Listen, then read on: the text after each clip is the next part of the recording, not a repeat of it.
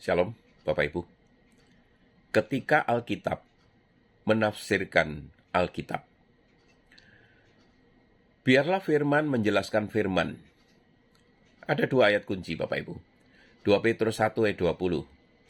Karena itu haruslah kamu memperhatikan yang terutama, yaitu bahwa nubuat-nubuat di dalam kitab suci tidak boleh ditafsirkan menurut kehendak sendiri.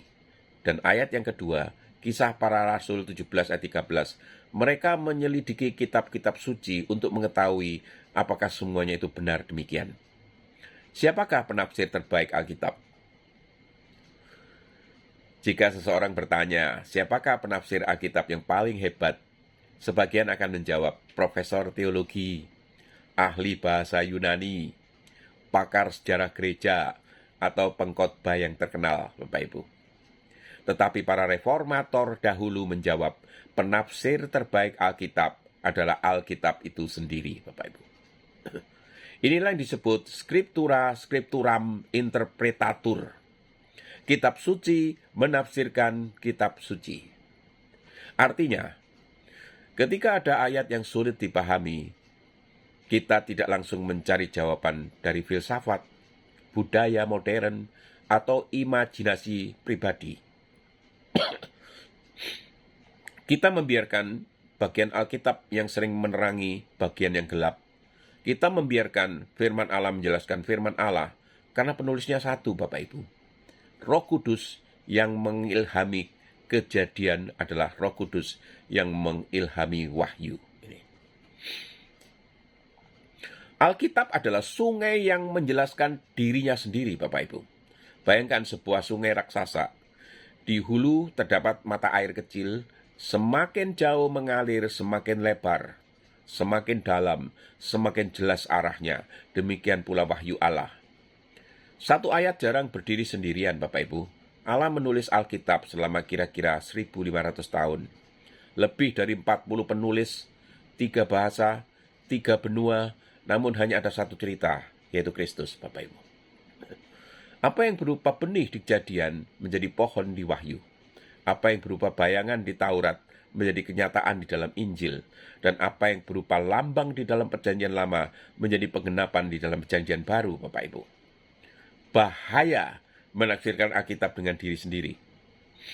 Kesalahan terbesar bukanlah tidak membaca Alkitab. Kesalahan terbesar adalah membaca Alkitab sendiri dan memaksa Alkitab berkata apa yang kita inginkan. ACGC, bahaya ini Bapak Ibu.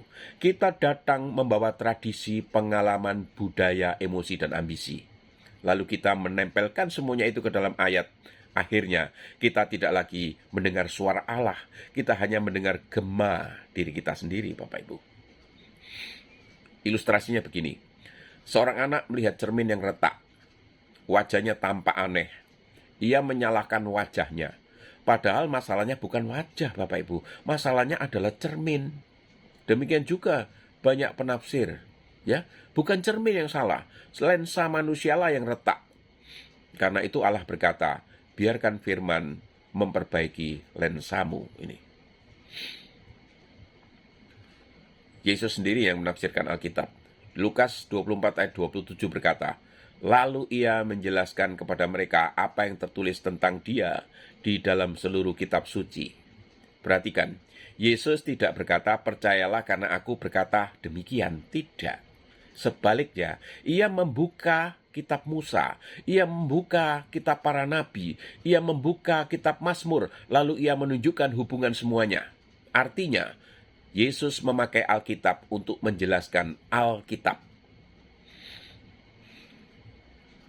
Jalan Emmaus misalnya. Murid-murid itu bingung. Mereka melihat salib. Mereka melihat kematian. Mereka melihat kegagalan. Tetapi Yesus menunjukkan Kejadian berbicara tentang aku. Keluaran berbicara tentang aku. Imamat berbicara tentang aku. Mazmur berbicara tentang aku. Yesaya berbicara tentang aku. Tiba-tiba seluruh Alkitab menyala, Bapak Ibu. Bukan karena mereka menemukan ayat baru, tetapi karena mereka melihat hubungan antar ayat ini. Kini terang menafsirkan yang gelap. Dalam hermeneutika ada prinsip ayat yang jelas menafsirkan ayat yang kurang jelas. Misalnya, Yakobus berkata, manusia dibenarkan karena perbuatan-perbuatannya. Paulus berkata, manusia dibenarkan karena iman. Jika dipisahkan tampak bertentangan, tetapi ketika seluruh Alkitab dibaca, Paulus berbicara tentang akar keselamatan, Yakobus akhirnya berbicara tentang buah dari keselamatan, Bapak Ibu. Tidak ada pertentangan. Alkitab menjelaskan dirinya sendiri. Alkitab adalah simfoni ilahi. Bayangkan sebuah orkestra besar ya. Biola memainkan nada, piano memainkan nada, drum memainkan nada. Jika hanya mendengar satu alat musik, kita bisa salah mengerti lagu. Tetapi ketika semuanya dimainkan bersama, muncullah harmoni. Demikianlah Alkitab. Kejadian adalah nada pertama, Wahyu adalah nada terakhir. Di antaranya ada ribuan nada dan semuanya menunjuk kepada Kristus, Bapak Ibu. Mengapa banyak orang tersesat? Karena mereka membangun doktrin di satu ayat.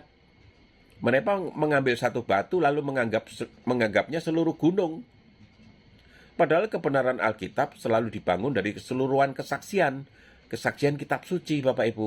Iblis sendiri mengutip Mazmur ketika mencobai Yesus, tetapi ia memotong konteksnya. Ia menyukai ayat tanpa keseluruhan Alkitab. Yesus menjawab dengan ayat lain, firman melawan penyalahgunaan firman. Alkitab meluruskan penyalahgunaan Alkitab. Ini. Kristus adalah kunci yang membuka seluruh Alkitab. Bayangkan sebuah istana dengan 1000 pintu ya. Semua pintu terkunci. Lalu seseorang memberi satu kunci. Kunci itu membuka semuanya, Bapak Ibu. Kristus adalah kunci itu. Tanpa Kristus, Kejadian menjadi sejarah, Imamat menjadi ritual, Mazmur menjadi puisi, dan Wahyu menjadi teka-teki, Bapak Ibu. Tetapi dengan Kristus, semuanya menjadi satu cerita penebusan. Ini ada sebuah pesan profetis bagi gereja masa kini ya. Kita hidup di zaman informasi, Bapak Ibu. Semua orang dapat berbicara. Semua orang dapat membuat tafsiran. Semua orang seperti mengunggah khotbah, ya.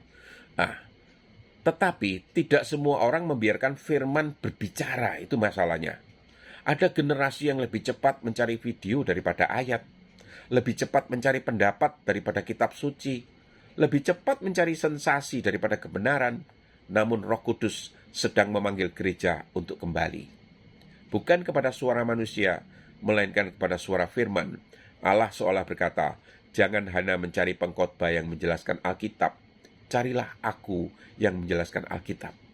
Karena ketika firman menjadi pusat, Kristus menjadi jelas. Dan ketika Kristus menjadi jelas, gereja menjadi kuat, Bapak Ibu.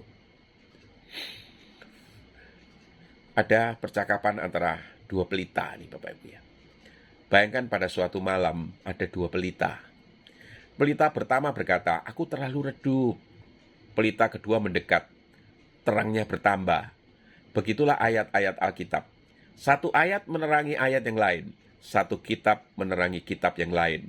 Satu perjanjian menerangi perjanjian yang lain. Dan akhirnya seluruh Alkitab bersinar dengan satu terang yang sama.